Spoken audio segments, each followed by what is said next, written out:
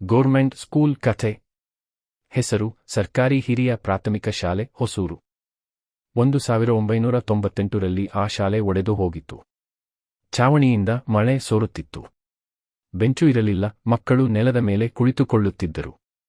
ಮಾಸ್ಟರ್ಗಳು ಇಲ್ಲಿ ಯಾರು ಬರ್ತಾರೆ ಅಂತ ವರ್ಗಾವಣೆ ಕೇಳ್ತಿದ್ದರು. ಆವಾಗ ಆ ಊರಿಗೆ ಲಕ್ಷ್ಮೀ ಟೀಚರ್ ಬಂದರು. ವಯಸ್ಸು 24. ಬೆಂಗಳೂರಿನಲ್ಲಿ ಕೆಲಸ ಸಿಕ್ಕಿತ್ತು. ಆದ್ರೆ ಅವರು ಈ ಊರನ್ನೇ ಆಯ್ದುಕೊಂಡರು. ಮೊದಲ ದಿನ 12 ಮಕ್ಕಳು ಮಾತ್ರ ಇದ್ರು. ಲಕ್ಷ್ಮೀ ಟೀಚರ್ ಒಂದು ನಿರ್ಧಾರ ಮಾಡಿದರು. ಮಕ್ಕಳನ್ನ ಶಾಲೆಗೆ ಕರೆತರೋದು ನನ್ನ ಜವಾಬ್ದಾರಿಯೇ ಅಂದರು. ಬೆಳಗ್ಗೆ 6 ಗಂಟೆಗೆ ಸೈಕಲ್ ತುಳಿದು ಮನೆ ಮನೆಗೆ ಹೋದರು. ಅಕ್ಕ, ಮಗನನ್ನ ಕಳಿಸಿ. ಫೀಸ್ ಬೇಡ. ಮಧ್ಯಾಹ್ನ ಊಟ ನಾನೇ ಕೊಡ್ತೀನಿ ಅಂತ ಹೇಳಿದರು. ಮಧ್ಯಾಹ್ನ ಅಡುಗೆ ಮಾಡಿ ಬಡಿಸಿದರು.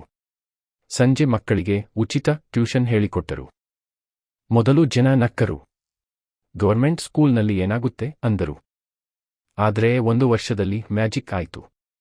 ಮಕ್ಕಳು 12ರಿಂದ 120 ಆದರು. ಲಕ್ಷ್ಮೀ ಟೀಚರ್ ಮತ್ತು ಊರಿನವರು ಸೇರಿ ಹಳೆ ಕಟ್ಟಡಕ್ಕೆ ಬಣ್ಣ ಹಚ್ಚಿದರು. ಹಳೆ ಟ್ರ್ಯಾಕ್ಟರ್ ಮಾರಿ 2 ಕಂಪ್ಯೂಟರ್ ತಂದರು. ಗೋಡೆ ಮೇಲೆ ನಾವು ಸಾಧಿಸಬಹುದು ಅಂತ ಬರೆದರು.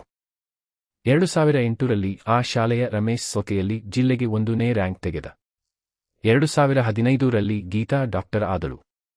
2020ರಲ್ಲಿ ಅನಿಲ್ ಇಂಜಿನಿಯರ್ ಆಗಿ ವಿದೇಶಕ್ಕೆ ಹೋದ. ಇವತ್ತು 2026. ಆ ಶಾಲೆಗೆ 600 ಮಕ್ಕಳು. ಹೊಸ ಕಟ್ಟಡ, ಲ್ಯಾಬ್, ಲೈಬ್ರರಿ ಎಲ್ಲ ಇದೆ. ಆದ್ರೆ ಲಕ್ಷ್ಮೀ ಟೀಚರ್ ಇನ್ನೂ ಅದೇ ಹಳೆ ಟೇಬಲ್ ಮೇಲೆ ಕುಳಿತಿದ್ದಾರೆ. ಒಬ್ಬ ಪತ್ರಕರ್ತ ಕೇಳಿದ, 50 ವರ್ಷದಲ್ಲೂ ಈ ಶಾಲೆ ಯಾಕೆ ಬೆಳೆಯಿತು? ಟೀಚರ್ ನಕ್ಕು, ಇಲ್ಲಿ ಕಟ್ಟಡ ಅಲ್ಲ, ಮಕ್ಕಳನ್ನ ಕಟ್ಟಿದ್ದೀವಿ.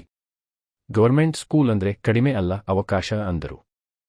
ನೀತಿ: ಶಾಲೆಯನ್ನ ದೊಡ್ಡದು ಮಾಡೋದು ಗೋಡೆಗಳಲ್ಲ, ಅದರೊಳಗಿನ ಟೀಚರ್ ಮತ್ತು ಆಸೆ.